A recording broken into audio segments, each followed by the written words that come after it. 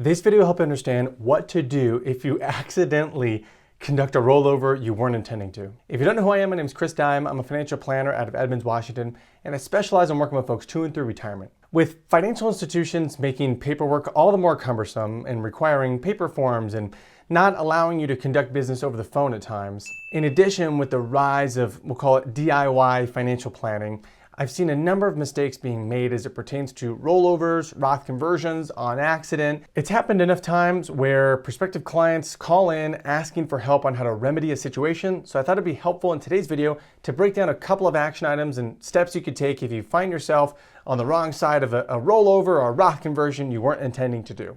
So let's jump in.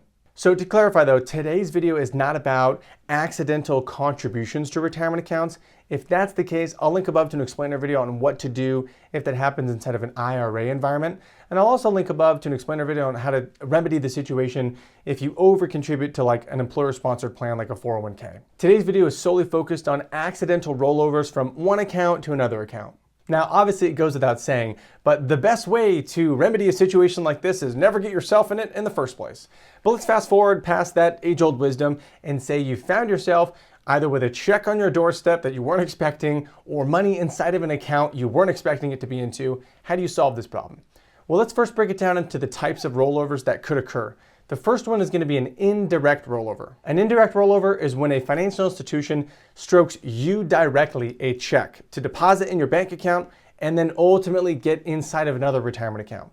You've got about 60 days to knock this out, and if you don't get it within 60 days, it'll be considered a withdrawal, income taxable, and probably 10% early withdrawal penalty taxable if you're under the age of 59 and a half. I'll link above to an explainer video that breaks down the nuance of an indirect rollover a little bit more, but for the purposes of today's video, the fastest and easiest way to remedy this situation is not to deposit that check, but rather call the issuing financial institution and ask them to cancel this check. Now, for an IRA indirect rollover where the money is coming from an IRA, this is a little bit easier to do.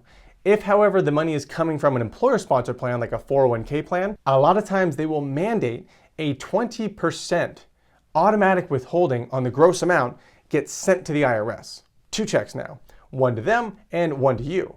The money that then lands to you, you're supposed to get into another retirement account and then find that 20% automatic withholding somewhere else on your balance sheet and get that money into the retirement account as well. You then get a tax refund for the 20% that was sent to the IRS, but it's basically a safeguard. Now, yes, it takes away from your retirement account, and if the retirement account's large enough, that's kind of a huge pain.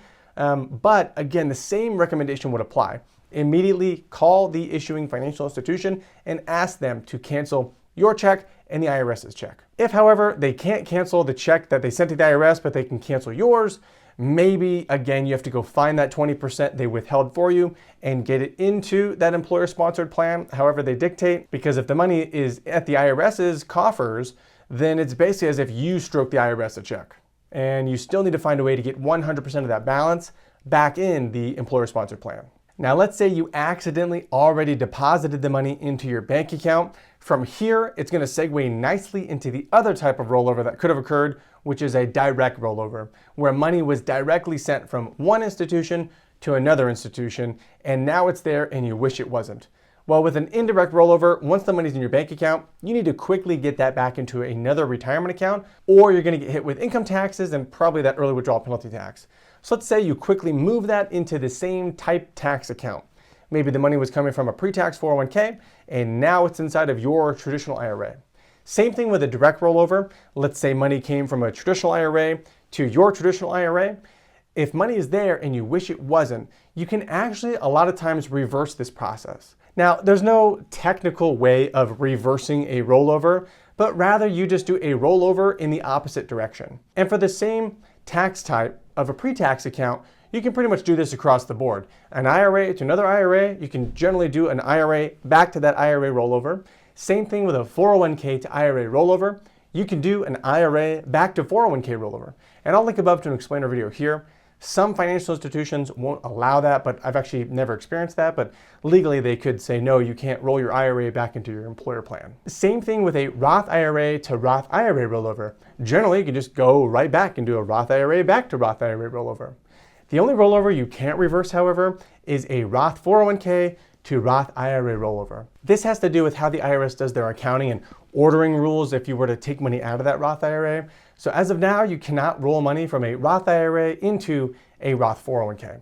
And I'll link down below to the IRS rollover chart if you have different types of accounts like 457B deferred compensation plans or 403Bs, things like that. It sort of maps out what can roll into what. While there's no technical process of reversing the rollover, you generally can roll back over the money in the opposite direction from whence it came. And if you catch this process early enough on the first rollover, similar to an indirect rollover, if you just get a hold of the financial institution and tell them about the mistake, sometimes they can stop rollovers in their tracks. Other times, not so much. So it's going to be financial company dependent, as well as speed dependent on how quickly you alert them to this problem. Generally, I have found that if money is rolling over within the same institution, it's way easier to pump the brakes on an accidental rollover. But if money is going from one institution to another, I don't have any evidence to back this up, but I would imagine if money is leaving an institution, they're going to quickly want to get it back. But for the institution that's getting the money, they're probably not going to be so motivated as to stop the rollover. They probably want to manage that money. Again, no evidence, but my gut says that that could happen. So to clarify, a lot of times you can reverse that rollover unless it's a Roth 401k moving into a Roth IRA. Now, what about the most concerning rollover possible? And that's when you accidentally move money from a pre-tax account into a Roth account. This is also known as a Roth conversion, but in this case, it's an accidental Roth conversion. For those of you who don't know, a Roth conversion is when you move money from a pre-tax environment to a Roth environment, and you subsequently will have an income tax liability on the amount of money that's Roth converted. Now, if we somehow accidentally have $1,000 from a traditional IRA, get into a Roth IRA, well, the taxes on $1,000, though inconvenient, probably aren't going to be life-ending for most people out there. On the other hand, if you're doing a life savings rollover and you screw that one up for $1 million, well, that's going to be a pretty hefty tax bill and probably going to be in the higher six figures of income taxes you'll owe on that Roth conversion. So that's probably not something you want to mess up. Now, no 10% penalty tax would apply on that Roth conversion. Roth conversions don't get hit with a 10% penalty tax because all the money is staying within the retirement ether. It's not a withdrawal from that retirement account for income. And actually back before 2018, you could recharacterize Roth conversions. Let's say in January, I thought it was going to be a super low income year, so I did a big old Roth conversion on January 1. Well, if by December I'm doing my end of year planning and I got a massive bonus, good problem to have, but let's say I got a massive bonus in the fall and now my income taxes are way higher than I thought they were going to be, I could actually back in the day recharacterize that Roth conversion back to its traditional IRA normalcy and avoid that tax hit in the current year. Unfortunately, after the Tax Cuts and Jobs Act in 2017, as of 2018 moving forward, you cannot recharacterize Roth conversions. And what does ultimately that mean for a mistaken Roth conversion? There is no solution. Once the money is inside of a Roth environment, that transaction is done. Now, going back to our prior two situations, if you call the financial institution fast enough upon knowledge about this, you might be able to reverse things.